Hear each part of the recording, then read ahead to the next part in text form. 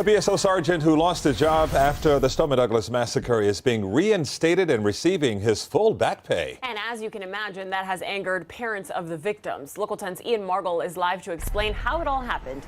Ian. Sergeant Brian Miller was the first supervisor on the scene at Marjory Stoneman Douglas on the day of the attack. But his actions, or really his inaction, got him fired about a year and a half later. Now he's being reinstated after arbitration.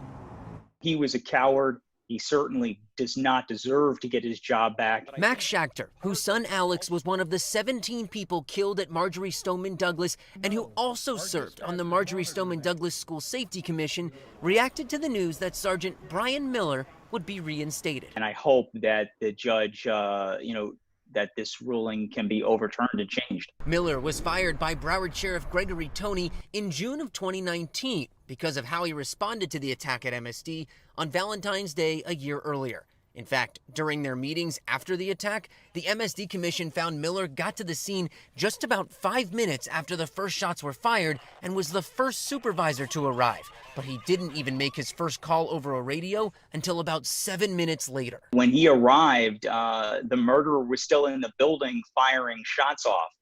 And, he did nothing. He just, he waited behind his car. Now, nearly a year after Miller was fired, he's been reinstated. His lawyers telling us after it was determined he wouldn't face criminal charges, the sheriff's office had 180 days to notify Miller of their intended discipline, but instead fired him 2 days after that window closed. We were prepared to address the termination, Sergeant Miller's dismissal, on the merits.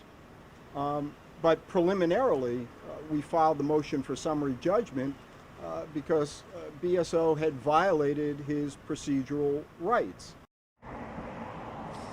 So many people are seeing this as a technicality. We did get this statement from the Broward Sheriff's Office and their general counsel saying the arbitrator ruled on a procedural issue that BSO allegedly took too long to conduct the investigation, which is the exact opposite finding of an arbitrator that addressed this same issue in an earlier case. The Broward Sheriff's Office is exploring all legal options to address this erroneous decision.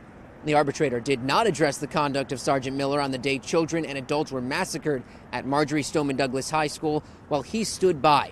Nowhere in the decision is he vindicated for his lack of action on that day. Now, earlier today, Sheriff Toney stood by his decision to fire Miller.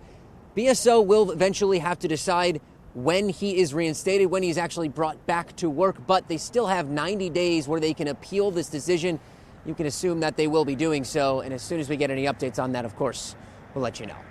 Live at BSO headquarters near Fort Lauderdale, I'm Ian Margol, Local 10 News.